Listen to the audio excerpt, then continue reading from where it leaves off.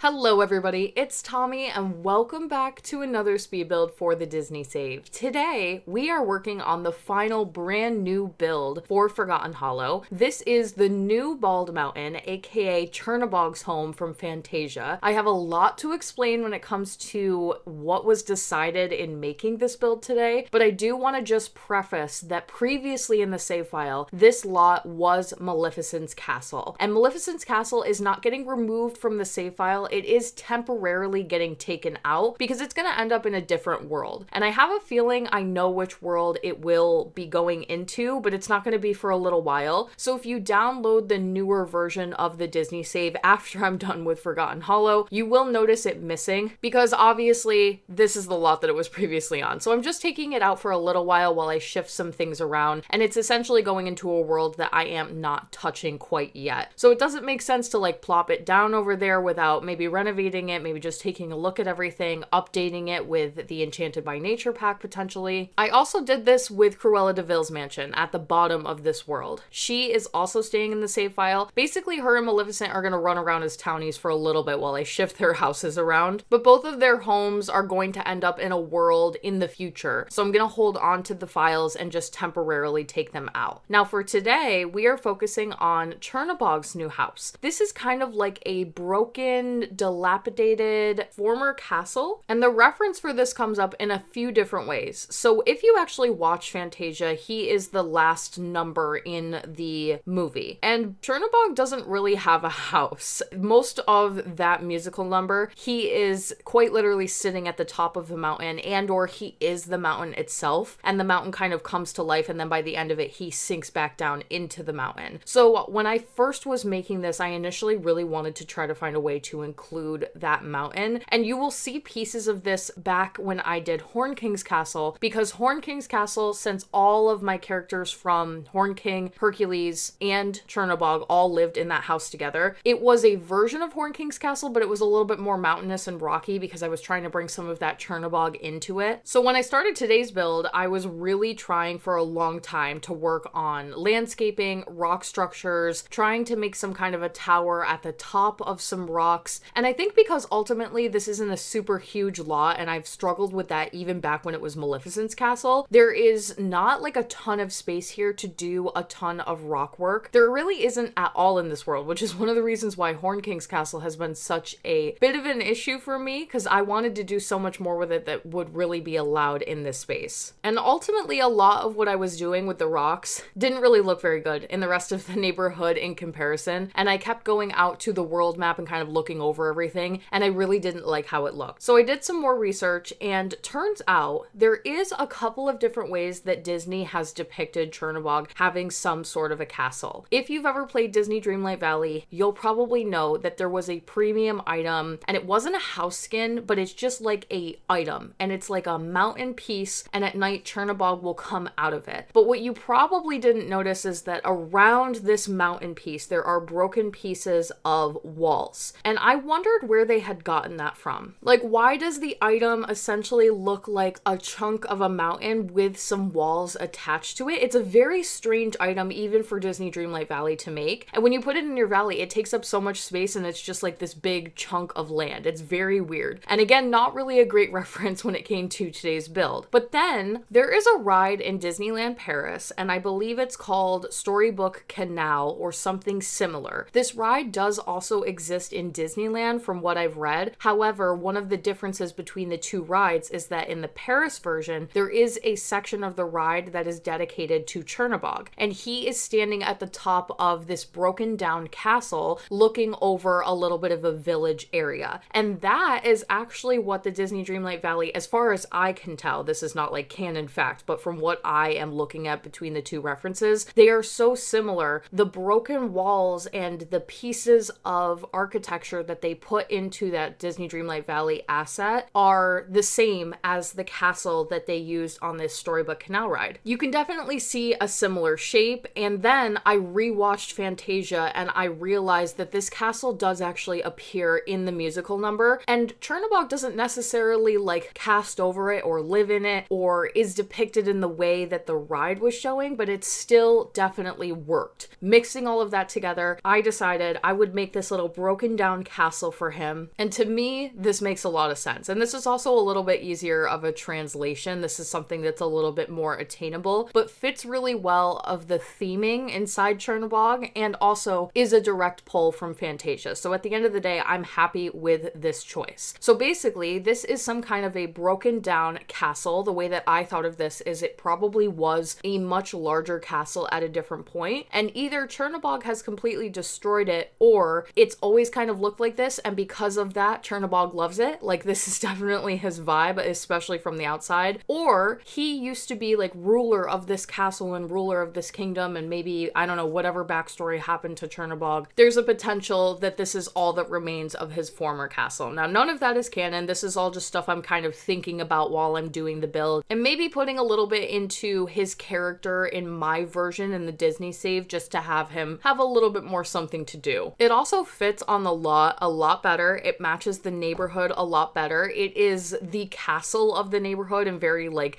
aesthetically different than some of the Victorian homes and the haunted mansions and things that I've built around it. But for some reason, it still very much works, especially when you combine all of the plants and all of the foliage and try to keep everything very cohesive in that regard. But I am using a ton of Life and Death here and a ton of the Castle Estate kit. I was really excited to find those new like smoking fire exposed cauldron pieces. Those are from the debug section of Life and Death, and I looked at it and immediately was so excited because it's very unique, and it's the first time that I noticed the item. But when you put it in game, it auto-generates the flames, which is very, very cool. I have not been into Ravenwood much yet. Like, I've kind of looked around as I've been planning the world since we're slowly creeping that direction. So when it comes to a lot of these debug assets from Life and Death, I haven't really like seen them or used them yet, and a lot of them feel very new to me still. So that was exciting because it's perfect for this build. Now, a few things that immediately made this extremely difficult. First of all, I was having a brand new glitch that I have never experienced before. Not sure if it's something that comes from one of the recent patches, not sure if I just got extremely unlucky, but for basically a day, I was trying to figure out how to get this build to save to my gallery. It would not save. Every single time I tried to do it, my game would endlessly freeze, and it's a little bit different than an endless loading screen. Like, I don't really know how to describe it, but my game would freeze and it would never come out of it. And my game does occasionally freeze when I am building or when I'm doing something, but it will come out of it eventually. And this was like, I went and cooked dinner and I left the game just to see if it would come out of the freeze, and it was not coming out. And I kept doing all sorts of stuff to try to get it to fix, but it was not an easy fix at all. And like I mentioned, this is not the same as an endless loading screen, but there isn't a really good way for me to describe this. So the usual tricks that I would do for endless loading screen were not working. And ultimately, if you ever have this happen to you where a build is not saving to your gallery and causing essentially like a game crash where the game doesn't actually close, maybe try this. What I did basically is I saved each of the individual rooms of the build, I deleted the tower, and then I saved the ground floor, which is all the landscaping and all of the bricks and stuff. And then I saved each of those pieces separately, which it was allowing me to do, but my thought behind this is that maybe if it wasn't letting me save each of the pieces, then I could figure out where in the build there was some kind of a corruption or some kind of a piece that wasn't working. And then I deleted the tower and I redid the tower based on the rooms. So I just basically like restacked the rooms, put a couple of accessories back on to put everything back into shape the way that it was supposed to be. And from that point forward, it fixed. It let me save it to the gallery, the whole build. So I'm not sure where something was broken or what was broken. I have a feeling that it was to do with stairs. And I only say this because I actually spent a large portion of doing this build trying to play the where are the stairs in this build going to go game. And that at one point, me placing stairs and trying to turn them in a weird direction also caused the same issue, but I deleted those stairs. So you wouldn't think that that would like hold or that would be true to the issue. However, I think that it might have been for some reason. I don't really know. Like maybe the game thought that the stairs were still there and they weren't. And so resetting the rooms kind of fixed it. I have no idea, you guys. Problem number 2, very obvious. This is a round tower. So where are the stairs going to go? And every time I do this, I kick myself and I always say to myself, myself, I will not do it again. I will not build with another round room. It's not worth it. But then I do it again over and over, and I try to fit a set of stairs like right in the middle of the tower, and it's almost a placeholder for where a future set of spiral staircases would be, because ideally that would be the thing. Or I add on another tower to like the back side, and then the stairs kind of go inside that back tower. But because this room is round, it's really, really difficult to attach two round rooms to one another. I have done it. There are ways to do it, but nothing that was going to look aesthetically accurate to the build. So I tried and fumbled with all of that for a really long time and got very, very frustrated. And then ultimately decided that, Chernabog is a vampire. And he's not just any vampire. He's like a special vampire. He's a master vampire. He can transform into a bat and transport around. He has tons of buffs and tons of extra skills and traits that make him very low need. Like, he basically is designed to just focus on whatever he wants to do in that moment. And he also loves music. So although I'm always a little bit concerned about like other Sims visiting a given Sim's home and what that will do when you don't have stairs available for like normal Sims, in this case, I'm not as concerned about it because I don't think too many people are coming to visit Mr. Chernabog. I'm so sorry. I don't think he keeps friends. I don't think he wants people around. And I don't think he would like bring over normal human Sims and give them a tour of the home. And if he did, the downstairs is sufficient enough. If he's like bringing people in to use for vampire needs, that I can see, but the downstairs is more than sufficient for all of that. So I did make the decision to just not do the stairs because he has the transporting ability. And again, I do not like to do that. I may come back to this at a different point if we get different types of stairs and see if I can work something else in. But I think for Chernabog, I can make an exception for this. Also important to note, throughout the video, you're not going to see me do like a traditional bathroom. I did opt to do some kind of an outhouse and one of the exposed crystal showers from Enchanted by Nature on the outside, kind of behind the castle. But like I mentioned, Chernabog has a lot of special traits, which basically means that he doesn't have traditional needs in the sense that he's not going to need to shower regularly. He's not going to need to use the bathroom. So if you think about building this house in terms of who he is and his personal needs and not really worrying about like other random Sims that may or may not come here depending on how you play the story, the house is very much designed to be functional for him. Will it be a little bit tough for other Sims? Possibly, but that's why I put the outhouse and the shower outside, little outdoor bathroom area. And at the end of the day, these big round rooms, they're extremely hard to decorate. They have a lot of issues with like hanging things on the wall, and then you can't really section them off very easily. Like, you can't draw walls in here. There isn't a good way to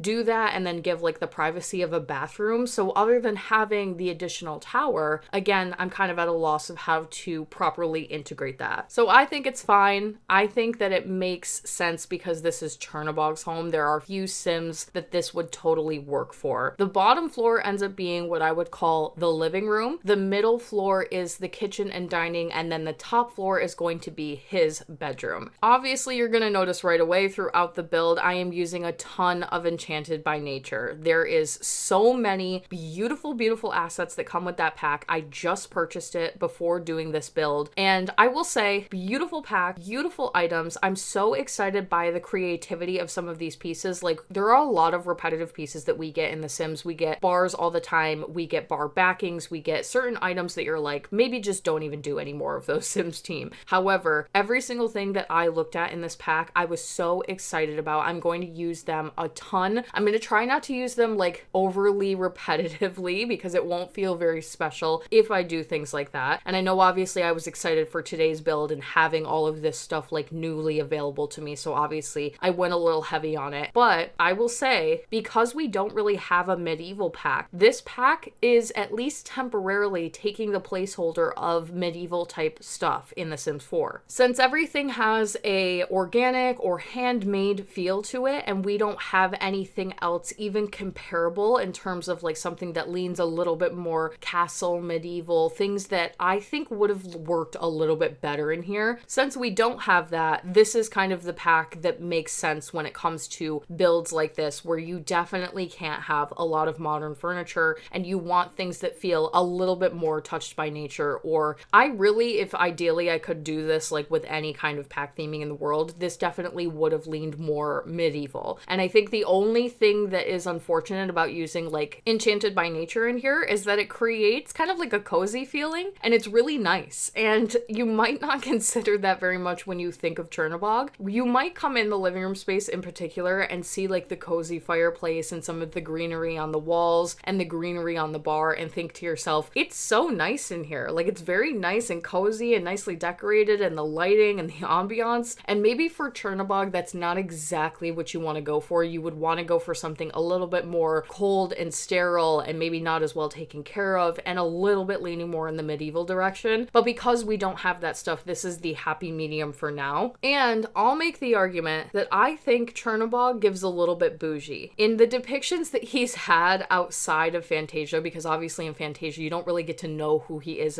as a person. He is described by Disney as sort of like the big bad, but he does appear in other Disney media, and it seems to me as though he might be a little bit more of a fancy villain. Like, he might like his things a little bit nicer, and I could see him like not taking care of the outside of this castle at all and kind of letting it go to ruin, but this is his tower and all of his nice stuff is in here and he likes it a certain way, and it's sterile in that regard. It feels very like everything is just so, and he likes it that way. And again, he wouldn't have guests over, he wouldn't want people touching his things, he wouldn't want people to see this like almost human side of him where he's got his house like kind of nicely decorated. And I definitely could have gone like flames and darkness and skeletons and very minimal furniture, but because this tower is so wide and these rooms are so large, if you only put a couple of items in it and then I just do like some random rocks and some random broken things around to kind of match the exterior, it wouldn't be a very interesting build at all, and I don't think it would have looked very good. So I'm doing something somewhere in between where there isn't like a large color palette in here. I'm using a lot of blacks and browns. There is cracks and holes in the walls and the floor. There are cobwebs around. There are a lot of these gargoyle statues that kind of look like him as decor, but then he also does have the essentials. He has a bar, he has a little writing desk, he has his fireplace downstairs, and up in his bedroom is where I get to a little bit more of the musical based items. I think that it's really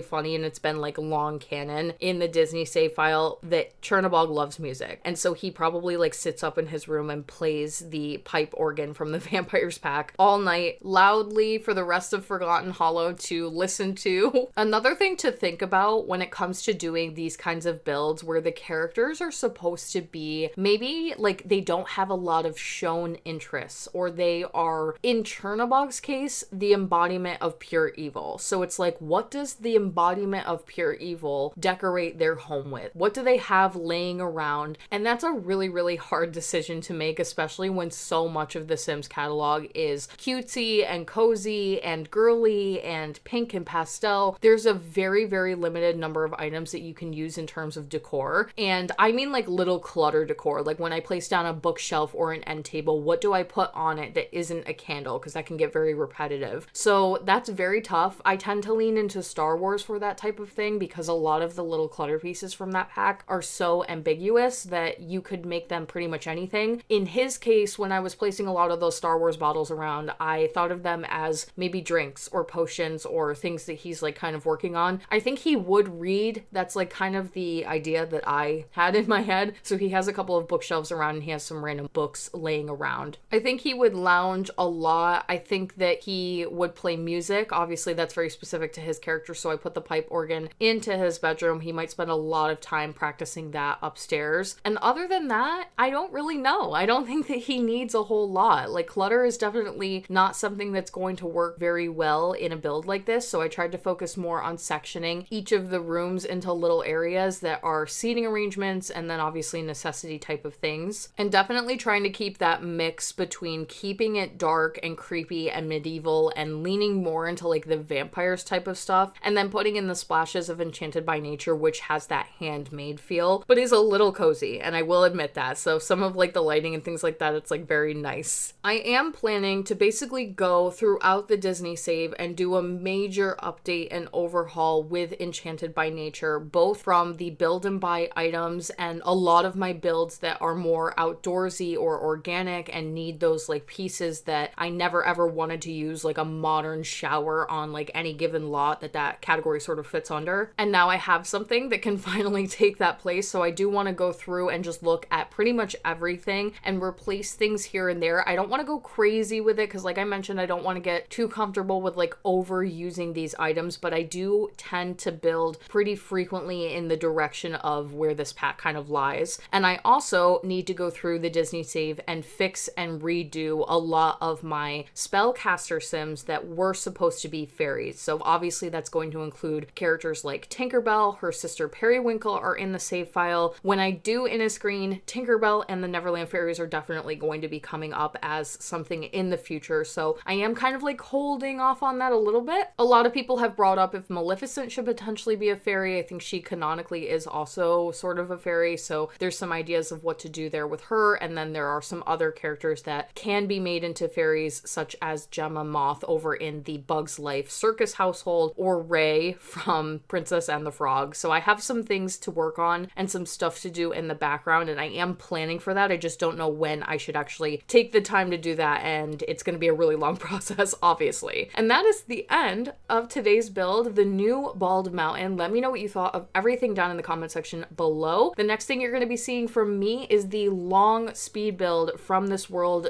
doing all of the little renovations from the Haunted Mansion and the House of Villains, which is getting a brand new name, and some other character renovations and things, and then we'll do a little tour video for this world because we're pretty much done. If you would like to support the Disney Save on Patreon, you can do so by clicking the link in my description box down below or the one at the end of the video. Thank you guys so much for watching today, and I will talk to you all in the next one.